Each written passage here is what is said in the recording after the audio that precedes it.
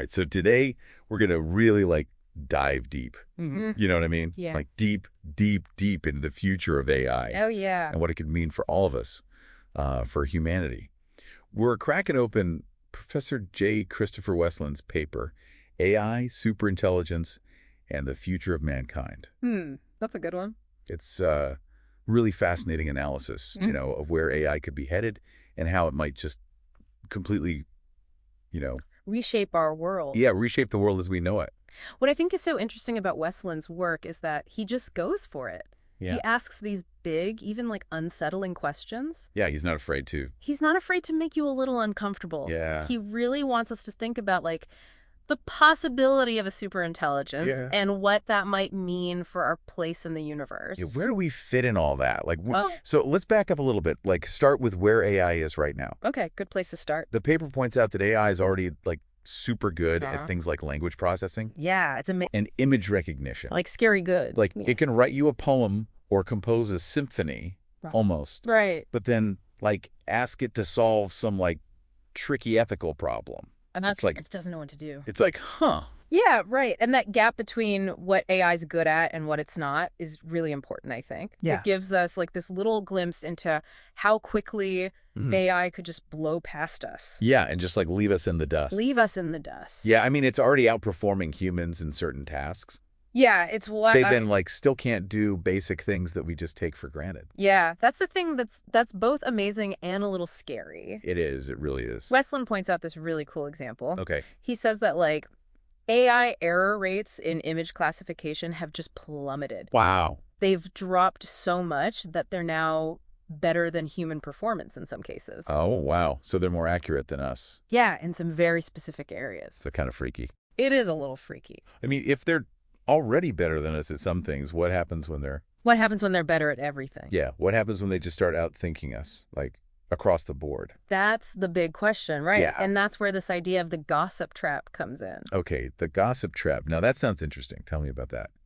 So basically, the gossip trap is this idea that for thousands of years, humans were really limited in how they could share complex information beyond small tribal groups. I see. Westland argues that this like inability to communicate and collaborate on a large scale Yeah. is what held back technological advancement for like millennia. So we were stuck, basically. Kinda, yeah. Because we couldn't, like, spread ideas effectively. Yeah, we couldn't get on the same page. Makes you wonder if, like, are we still in the gossip trap today, but, like, a different version of it? Ooh, I like that, yeah.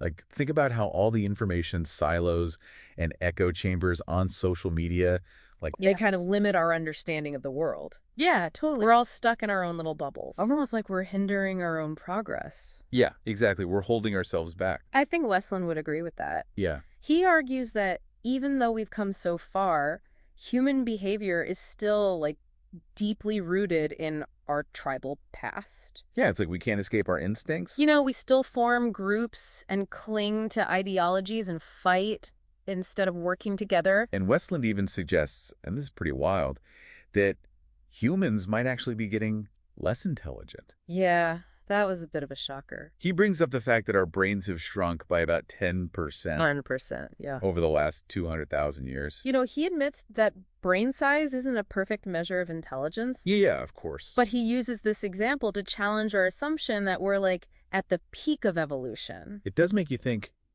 if our brains are shrinking, what does that mean for AI? Right. I mean, how quickly could AI surpass us even with our supposedly shrinking brains? That's where superintelligence comes in. Okay, yeah, that's the big one. Westland draws on the work of philosopher Nick Bostrom, who says that the real challenge isn't creating a superintelligence, it's controlling it. Oh, that's scary. Imagine something way smarter than any human, Yeah. capable of learning and evolving at a pace we can't even fathom.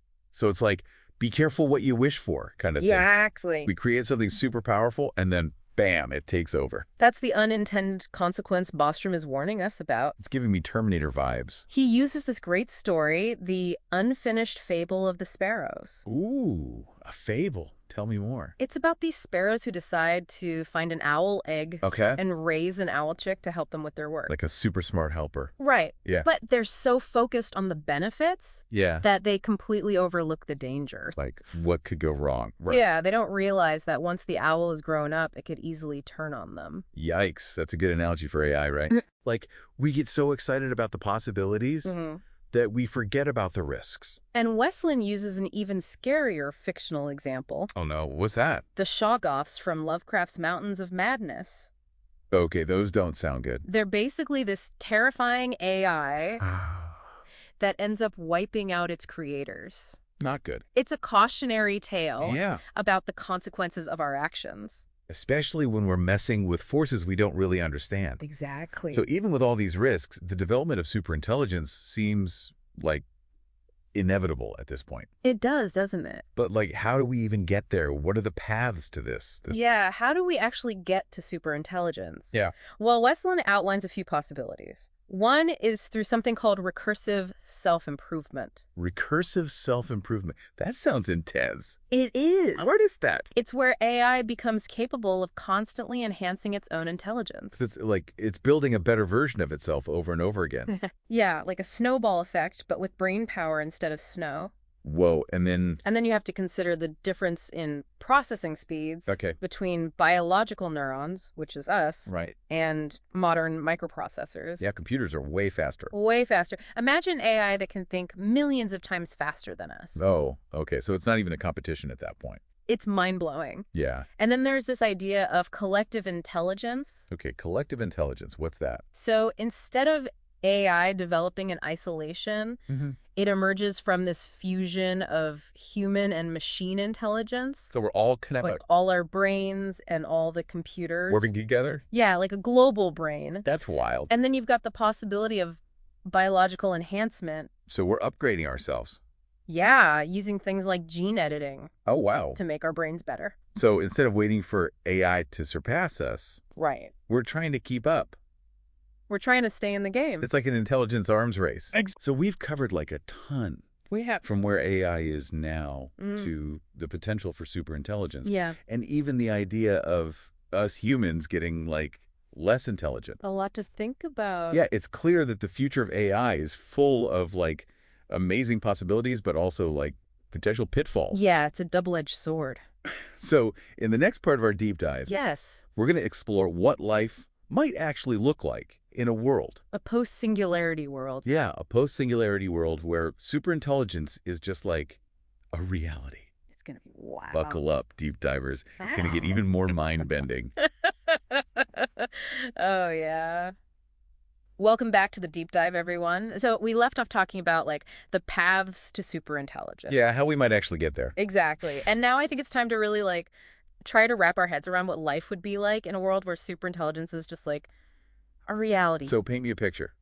Are we talking flying cars, robot butlers, weekend trips to Mars, that kind of thing? You know, it's funny you should mention space travel because Westland actually pushes back on that whole like romanticized view of the future. Okay. I always thought like space exploration was like the ultimate goal for humanity. You know, the final frontier, boldly going where no one has gone before. Yeah, it's a powerful idea for sure. But Westland argues that the reality of space travel is just way less glamorous than how it's portrayed in science fiction. Like space is incredibly vast and hostile, and the speed of light, you know, it puts some pretty hard limits on how far and how fast we can actually explore. So no zipping around the galaxy like in Star Trek? Probably not anytime soon. At least not with our current understanding of physics. So no warp drive? Not yet. Anyway, Westland sees the future of exploration as being more inward focused. Inward focused? So like exploring our own minds and stuff? Yeah, exactly. He envisions a future where we use technology to like enhance ourselves, both mentally and physically. Yeah. Pushing the boundaries of what it means to be human. So instead of venturing out into the cosmos, we're basically turning ourselves into superhumans. In a way, yeah.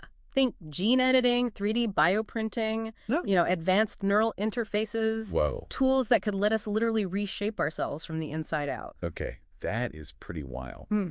But if we're all focused on like self-improvement and all that, where does AI fit into this picture? Does this connect back to the whole idea of humans becoming like, Pets. yeah, pets to AI? It does.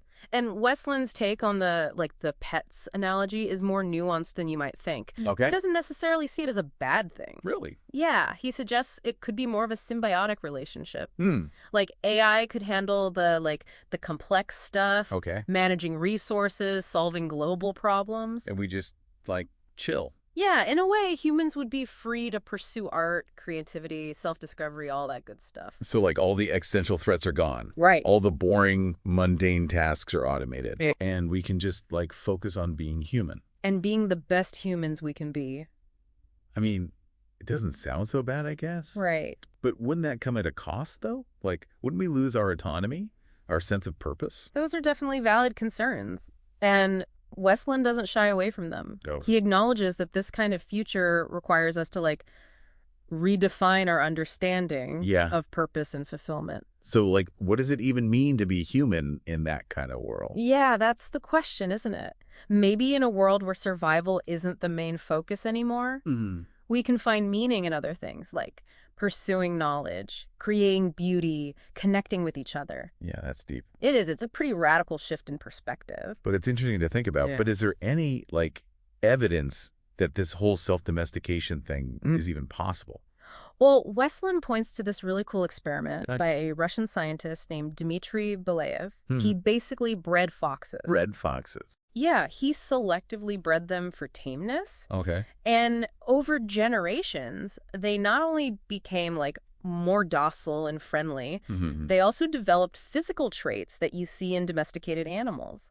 Like what? Like flappy ears, curly tails, even changes in their coat color. Wow. So, like, they actually started to look different? Yeah, it's pretty amazing. So you're saying if we create AI that's, like, super friendly to humans, we might start evolving in weird ways, too. It's a possibility. Westland argues that humans may have already undergone a form of self-domestication over time. Like, as we evolve to live in bigger, more complex societies. Exactly. That's fascinating. Yeah. So if we're already on this path, maybe a future where we coexist with super intelligent AI isn't so crazy after all. It's definitely a possibility. But, of course, not everyone is going to be on board with this whole pets to AI thing. Right. There will be people who resist, who want to stay in control, who fear becoming too reliant on AI. Yeah, that makes sense. So how do we navigate that? Well, Westland stresses the importance of making sure any superintelligence we create is aligned with human values. Okay. So fostering a future where both the people who embrace AI and those who are more wary of it can find a place. That sounds like a delicate balancing act. It is, and it raises another big question. How do we even define human values when there's so much diversity and disagreement in the world? Yeah, good point. That's something we'll have to explore in the final part of our deep dive. Absolutely. We're going to delve into the ethical challenges of creating a future where AI and humanity can truly thrive together. Welcome back, deep divers. So we've been talking about all these crazy possibilities with AI, superintelligence, and the whole, like, self-domestication thing. Yeah, a lot to unpack. A lot to unpack for sure. But now we got to tackle I think the biggest question of all, right? Like, what happens to human values in a world that's, like, totally reshaped by AI? This is where Westland's work gets really, really interesting. He argues that, developing superintelligence basically forces us to look in the mirror and ask ourselves some really tough questions about what it even means to be human. Yeah, like, who are we? What do we stand for?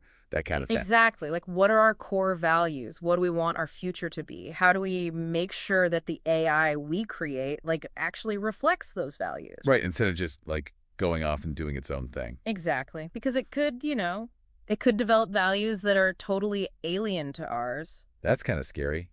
It's almost like we're being asked to, like, define the meaning of life, In a way, yeah. the universe, and everything, right, all at once. And right when we're about to create something that could be way smarter than us. A lot of pressure. It is. But Westland suggests that we can, draw inspiration from a lot of different places. Okay. Like philosophy, religious traditions, our own personal experiences. It's not just about coming up with a list of rules, right? No, it's about having a conversation, Okay. a real dialogue, wrestling with these tough questions as a society. So, like, a global conversation about the values we want AI to, like, follow. Yeah, exactly. But how do you even begin to have that conversation? I mean, the world is so diverse, so many different opinions, you know? It's a huge challenge, no doubt. But Westland believes it's absolutely necessary. Okay. He says that if we don't actively shape the future, we basically become passive passengers. Yeah, just along for the ride. And we could end up with an AI that only reflects the values of a small group of people. Or like an AI that doesn't care about us at all. That's the risk. So, okay, we need a shared vision for the future, but what does that even look like? Does Westland give us any clues? He doesn't lay out a step-by-step plan, Okay. but he does highlight some important principles. All right, like what? Well, one of the big ones is making sure AI is aligned with human values like compassion, empathy, and creativity. Yeah, those are good ones. He argues that those qualities are essential for, a truly good future for humanity. Yeah, I mean, who wants a superintelligence that's brilliant, but also, like, heartless? Right? Okay, Yeah. so compassion, empathy, creativity. What else? He also says we need to prioritize human well-being and flourishing, Okay. even in a world where machines can do most of the work. So it's not just about, like, efficiency and productivity, right? No, it's about making sure everyone benefits. Okay, but that sounds super complicated, right? Yeah. Like, we have to rethink how we live, how we work, how we interact with each other with AI. It's a massive undertaking, and Westland knows it won't be easy. Mm-hmm. There will be challenges, disagreements, maybe even some setbacks.